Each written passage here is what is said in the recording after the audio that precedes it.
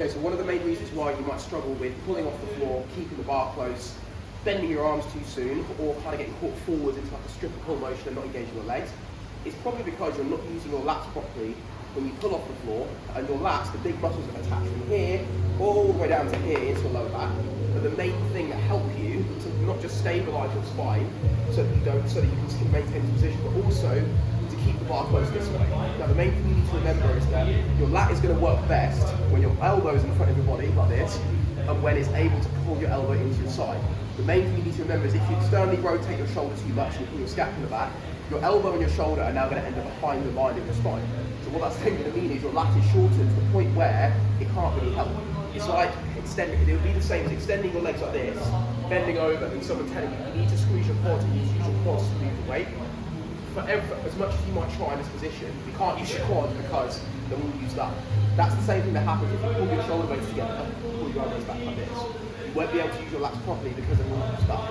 So one of the easiest ways to learn how to use your lats on the floor is going to be to do light, very, very light, even empty bar, pulls or deadlifts or tempo pulls or slow pulls with a false grip, with the thumbless grip. So instead of grabbing the bar like this, or like this, you're going to bring your thumb around the top of it, and all that's going to do is going to force you to sit into this position. Because if you pull your shoulder blades together, it's going to start to pull your hands off the bar and reduce the amount of grip you get without the thumb. If you start to turn your elbows back, it's going to twist your hand off the bar so you can't hold it. So what the false grip pull is supposed to do is supposed to teach you the feeling of having to keep your elbows out, having to keep your arms relatively relaxed, internally rotated, whilst forcing you to use your lats, because it's not giving you a choice not to do it. Whereas if you strap to the hook grip, you'll be able to turn back like this, because the hook grip will save you from letting go of the bar. So just to demo it, just grab your normal snatch grip normally first, you leave the hook grip over the top, then you bring your thumbs round, and you just focus on trying to make sure the bar stays still in your hand. So the easiest way to learn how to engage your lats in live holding for these is just do a slow pull to knee, and a slow pull to your power position. So here, pull to knee, pull to power position, back down to knee, back down to floor. Pull to knee, pull to power position, back down to knee, back down to floor. And then you can start transferring that to doing like a pull where you kind of just hit line, bring it to your belly button. And again, you don't have to use this at this much weight, you don't have to use any weight at all, you can use an empty bar. Go here, just do a little shrug pull.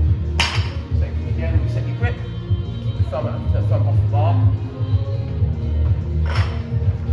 What you'll find is if you try to pull how you might have done, where you pull your shoulder blades back really aggressively, you can see now, I'm looking at my hand's starting to pop off the bar because I'm pulling my elbows back too much. If I start to try and pull my shoulder blades together, again, I can feel my grip starting to come off the bar. This is a really, really simple way of showing you how to use your lats, but also how to assign tension into your back and your legs and not into your arms or the traps like this. If you want to work these heavier, use some light straps and false grip over the top of them when you're doing your actual pulls afterwards. You should find, again, you might not be able to get as much speed or as much height when you're doing your pulls like that, but you will find you're able to engage your lats better and learn the feeling of how to actually engage them. So when you go back to the snatch and clean and jerk, obviously with your hook grip, whether it's using this as a primer to doing them afterwards or after you've done the pulls like this for a couple of months, you'll generally find you just understand how to engage your lats better rather than just doing this or this, bending your arms. Give that a try, that should help.